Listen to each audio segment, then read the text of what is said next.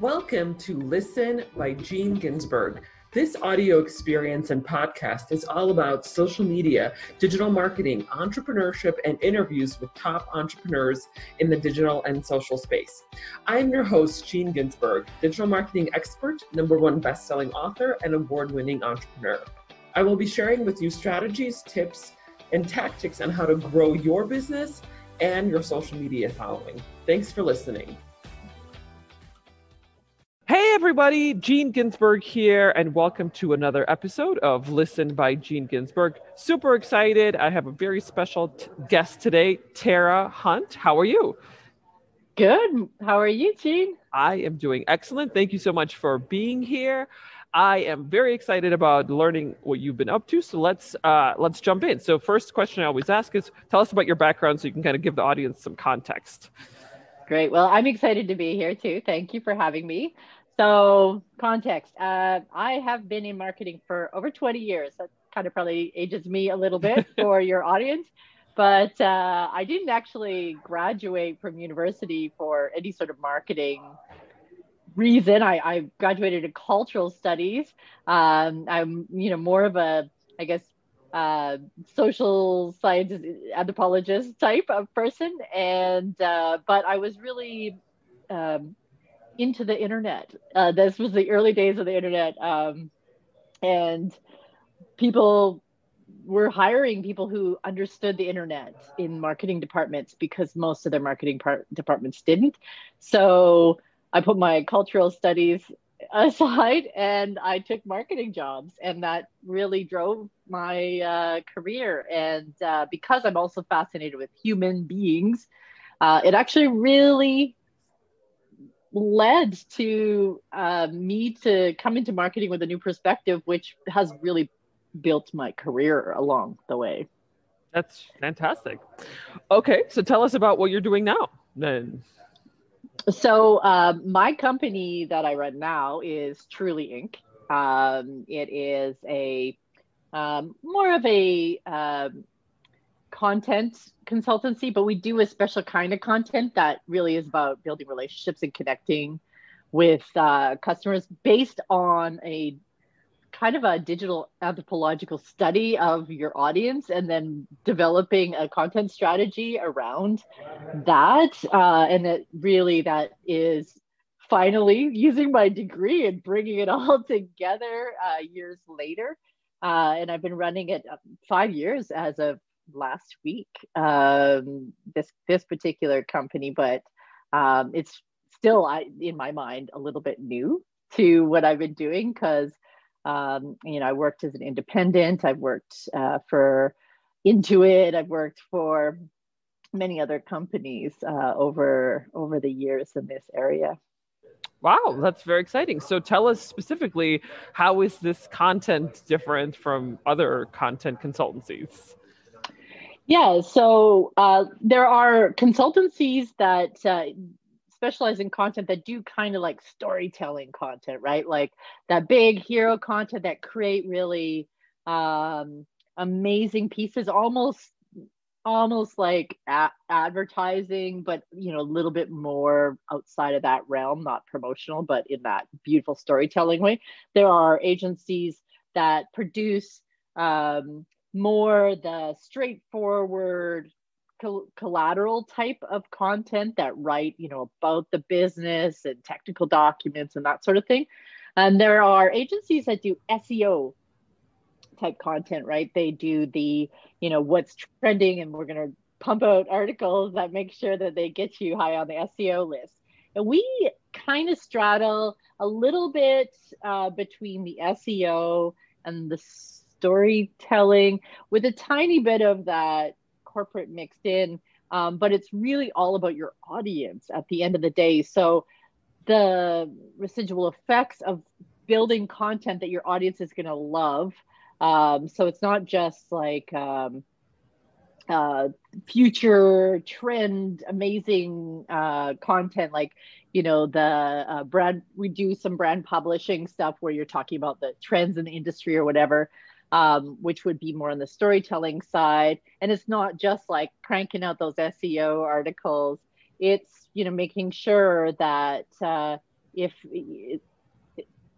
somebody is looking for solving a job to be done, right? I need to figure out how to fix this. And they're maybe not looking for a product to fix it. They're just looking kind of maybe to DIY it. They come across your content at that point.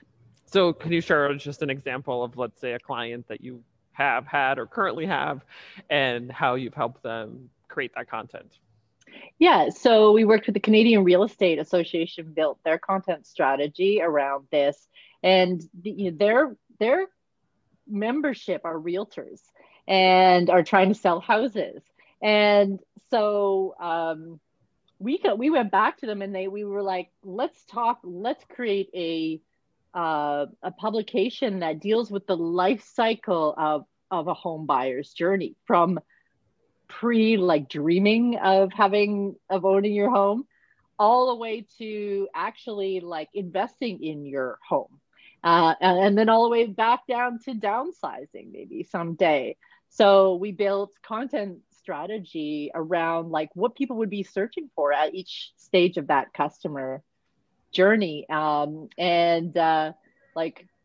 drove up time on site by 2,000%, and brought in all sorts of, in fact, we were able to bring in all sorts of people who weren't thinking about selling their home or upgrading their home, to they would come in and they would read the article and they would be like, maybe I'll look around at houses. And then they ended up contacting realtors. So we drove the search intent wasn't to buy a home and find a realtor, but we were able to flip them, and not through sales content, hire a realtor today. Right. It was more like, hey, I'm here, I might as well look at houses. So is it more like a how-to almost guide a lot of times is what you're helping your clients? Is almost the end user would be like, this is a DIY on how to do XYZ. Sometimes there's that, if that is what your customer is looking for, is that DIY how-to guide. In the case of the realtors, it was. But we also work with Nokia, for instance. That's a whole other end of the spectrum. And that type of content is more on, research, CSP type 5G thinking kind of research, when engineers and business leaders are thinking about how they plan the future networks. They're going to come across the content that we do for Nokia. So talking about what's the importance of getting a solid service orchestration model in place. And I know that may not mean much to many people that are listening to your podcast, but it's a search that would be important and relevant for their audience. And so we would want to write articles and guides around that. And it's less about how to, but maybe more of a why is it important kind of guide. And then there's another example. I mean, we've worked across multiple industries, which is kind of crazy because I get to be a temporary expert on things. So another one we work in is personal, is in finance and wealth management. And we built a whole bunch of YouTube channels and podcasts for our wealth management clients. And, that's more educational as well. It's not like you're going to invest DIY. Some of them will do DIY type investing videos, but which is funny because they also offer that.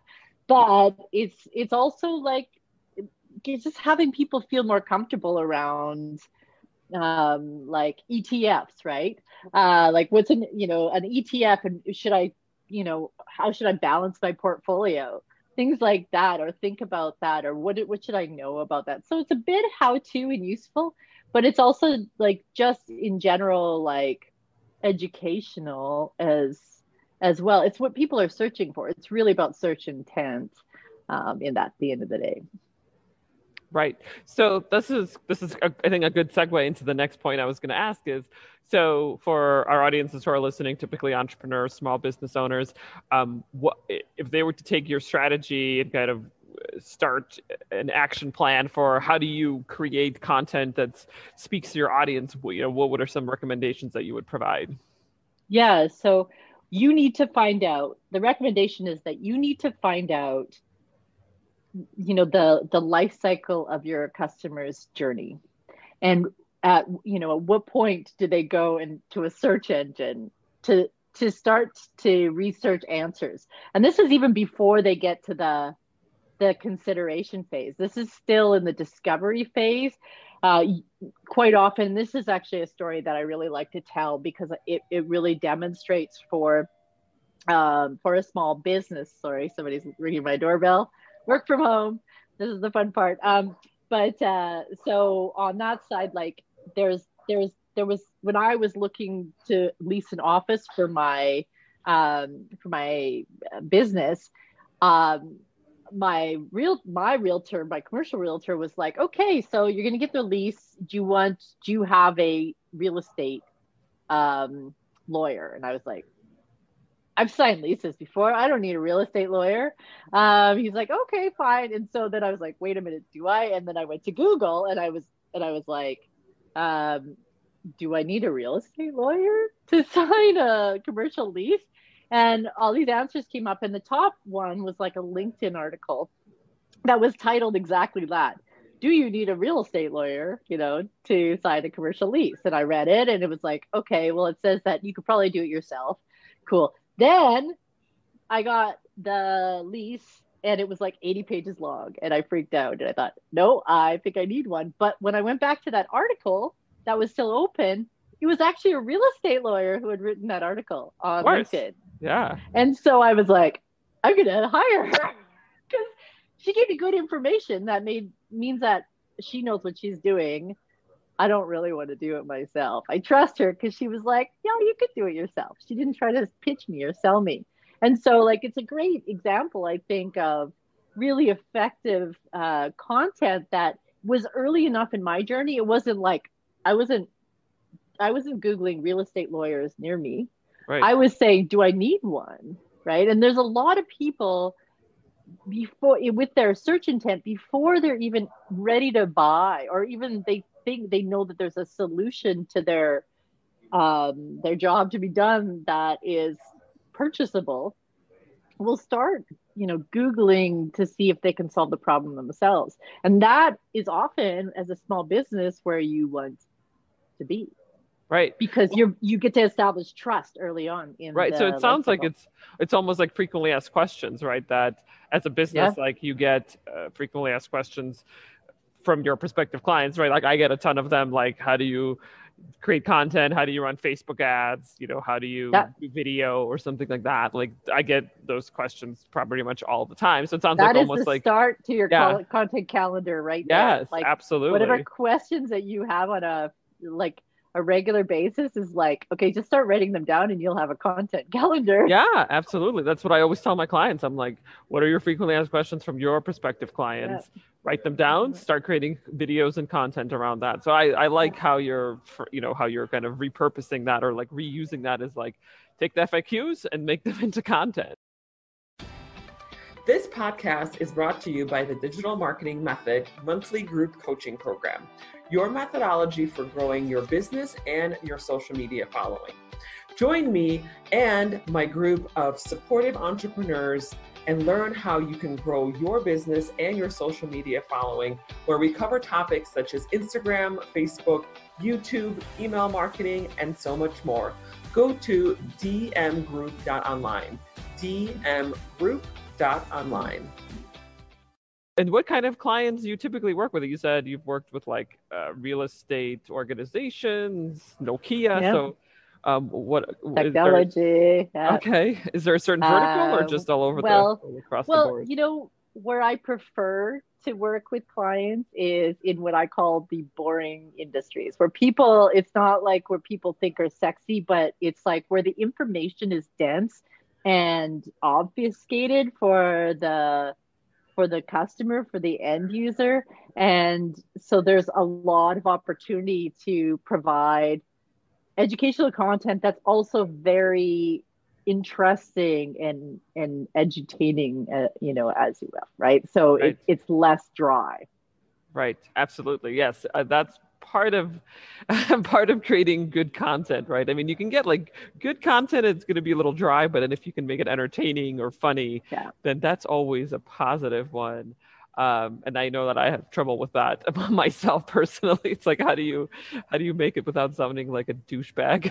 Like, how do you make it funny without sounding like you're a dick or something? Well, and there's some industries like wealth management, for instance, that you can't, there's like limits because of Right. compliance. Right. And so you have to take compliance questions into like consideration, as Right. well as like how do you make like talking about financial things lighthearted without it coming across as um, unprofessional, Right. right?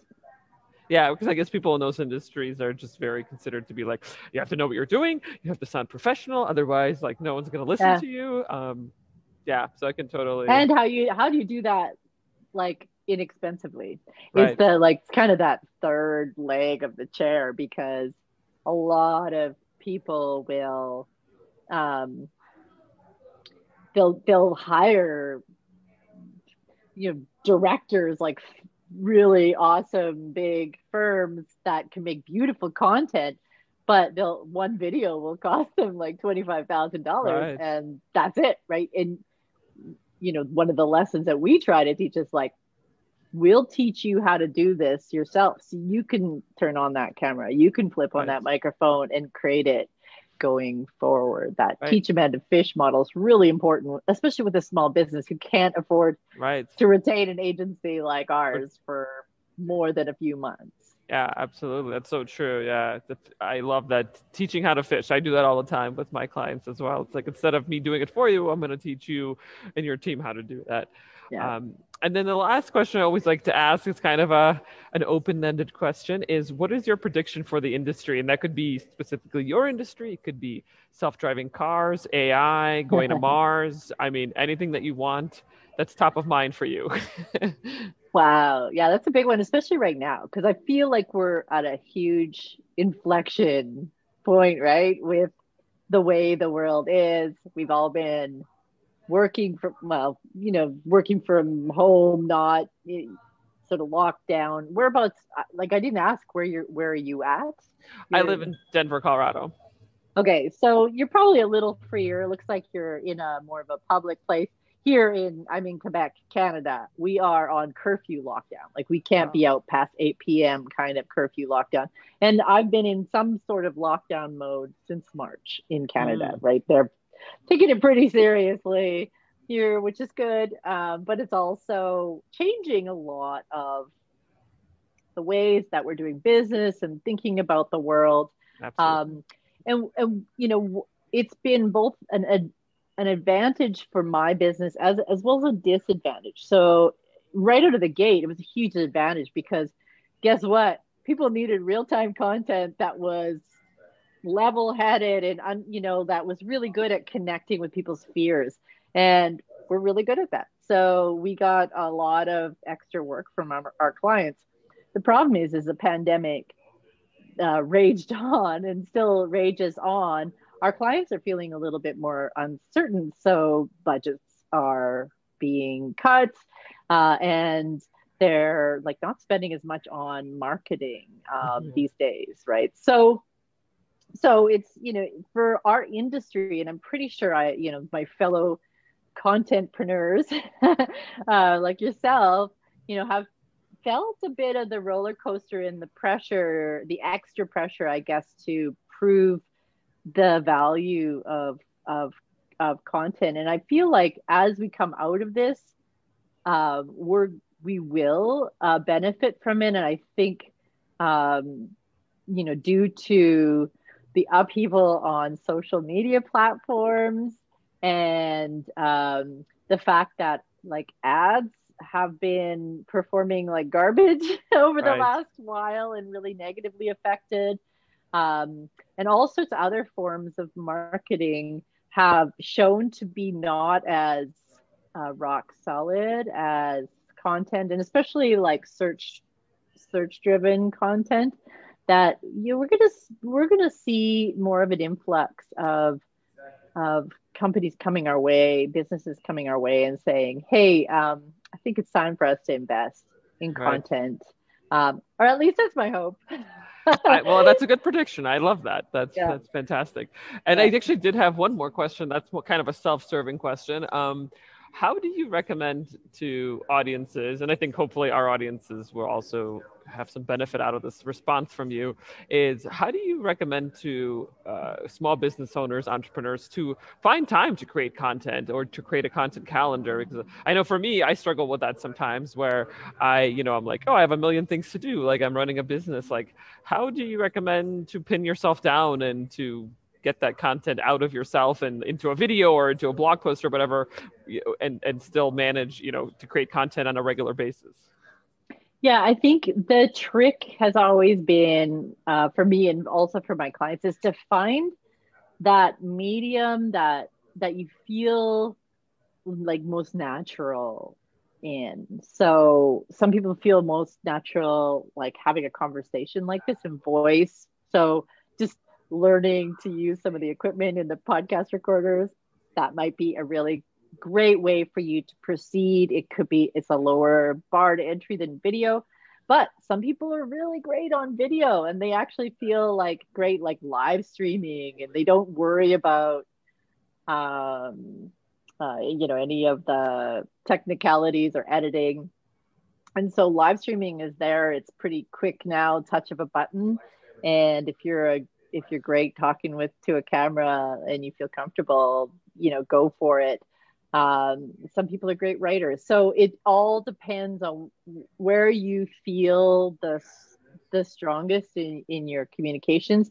And if it's like none of the above, it may be time for you to find somebody to work with at your organization, or hire a consultant to help you with that it's in a way that's sustainable for sure. But at the end of the day, also still be precious about it. It's the internet. We all started somewhere. You can look back in my content and see that I've come a long way, baby. So like, it's really important to, just start and not be worried about what you're putting out there necessarily, and get comfortable with your medium of choice. Awesome. Yeah. Fantastic. I like that answer. And then the last question, I promise, is how can our audiences get in touch with you? So I am known as Miss Rogue, Rogue, almost everywhere. So you can find me on Twitter under Miss Rogue. I think I'm even on LinkedIn under Miss Rogue. You can also follow my company is Truly Inc. And they'll be, we're redoing our website and branding ourselves right now. It's always like we're the cobbler's children, the last to update. Right. But we're hopefully getting that out pretty soon, and we'll get some new content out through those channels as well. And how did you get the name Miss Rogue?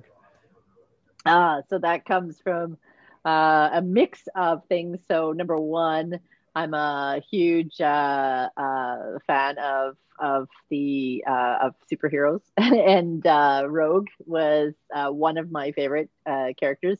I also loved Disco Dazzler back in the day, but that just didn't seem like the right kind of message in my name.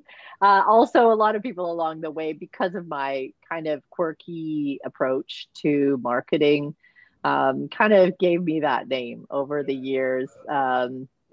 Started calling me a rogue, marketing rogue. And so that, coming together became and I'm an early adopter of on the internet, as I mentioned earlier.